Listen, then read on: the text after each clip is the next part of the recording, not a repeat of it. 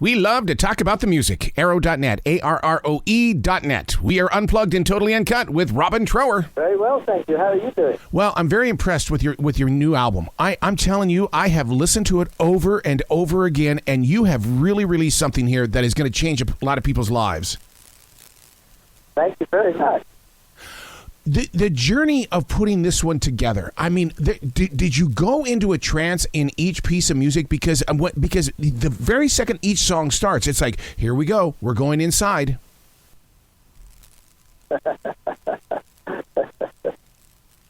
I've been working on it for quite a long time, this album, actually, because I actually finished an album before the pandemic, and so it got put on the shelf, and after about a year, I'd written a load of new songs. So I thought, well, I'm going to put some of the new songs on the album, drop some songs, and do a bit more work on it.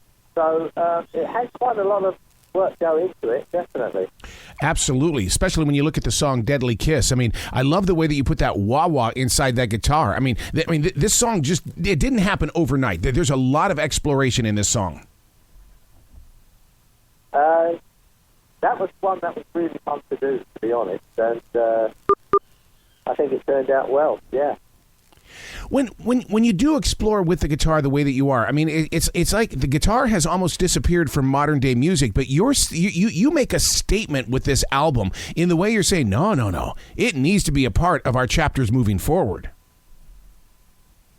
It's very hard of you to say. I mean, I just keep doing what I'm doing, basically. So, and, I love it. I love to play the guitar, and that's really the engine room that drives the whole thing for me.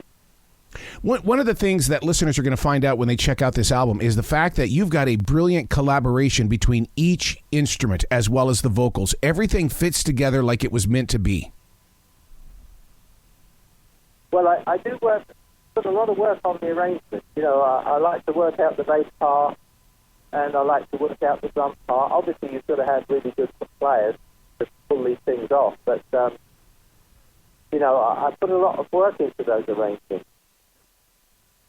And usually, I'm working, as I'm writing the song, I'm also working on, bass drum ideas.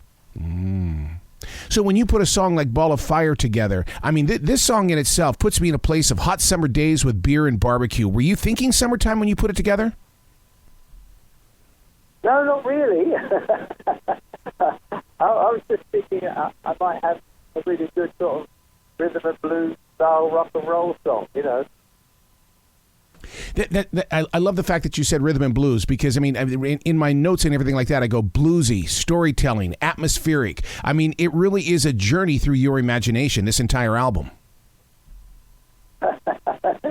Wow, that's quite a compliment, I must say. Now, when you say that you were putting it together, it took time, even before the COVID-19 lockdown and stuff like that. How is the process? Were you in the physical studio as a band, or was it one track at a time and people were sending things through? Well, what I would do is I would put down the initial guitar idea to computer drums, and then I would put a guide vocal of the song, and then I would play bass on it and work out the bass part. And then I would bring the drummer in. It was Chris Taggart. He would come in and we'd work together on the drums. I mean, he's a great drummer, so he can do anything I ask him. So and I build it up from there. And then Richard, who does the vocals, would probably be more towards the end, maybe even the last thing to go on. Really? Wow. So you envision this song long before the vocals come in. I mean, wow. I mean, that I love that idea because it's like you hear it before we see it. Well, the thing is, I put down a guide vocal with me singing, so we have a good idea of it musically. Obviously, when Richard sings it becomes something else. But, I mean, I think the vocals are very important as far as working out a bass part and drum part.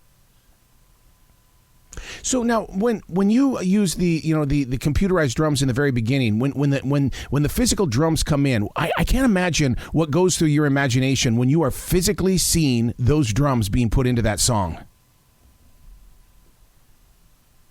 Well,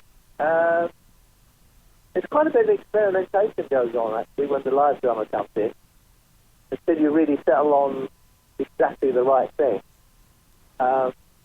It's, as I say, it's a good bit of work goes into it. Now let's talk about that song "No More Worlds Collide," because I mean this is the title track hit. For you to make it that song, what was in the decision making of that? Because there's so many songs on here. I mean, you could have called the album "Ball of Fire" or "Deadly Kiss," but you went with "No More Worlds Collide." And it was after I had saw a documentary about Alexander the Great. Oh. So that's what that song's about, and I thought it made a nice album title as well. Don't you love how history becomes the inspiration of new music such as this one? Yeah, I mean, another documentary inspired the song Birdsong as well. I was watching a documentary about the First World War. So the song Birdsong on there, that lyric is all about that. I was going to ask you about that song because I really felt like that you took us into a very deep place and it was about the lyrics of the song as well as the orchestration behind those lyrics. I mean, you really brought things forward with that piece. Well, that's my favourite track on the album, by the way, Birdsong. Yeah, I think what I like about it is it's got a great atmosphere, but it's deep. Just the kind of thing I'm always sort of searching for, really.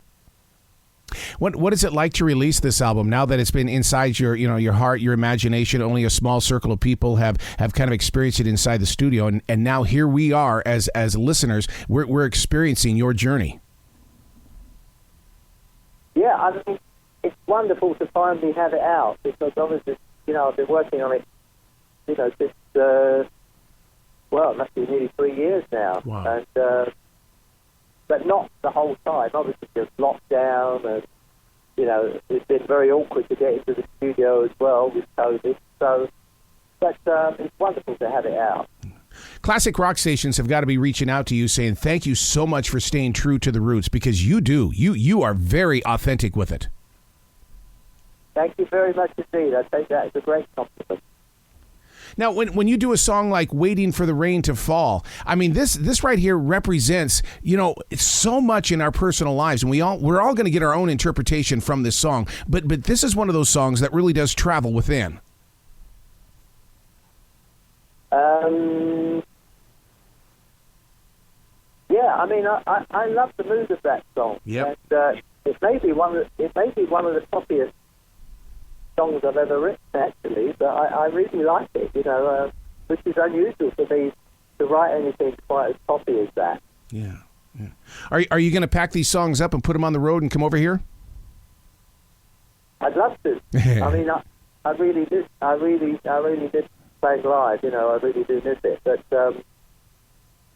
it's a matter of wait and see at the moment because COVID is still with us, unfortunately. Yeah. Well, you've got to come back to this show anytime in the future. The door is always going to be open for you, sir. Thank you very much indeed. Well, you be brilliant today, okay? Okay, will do.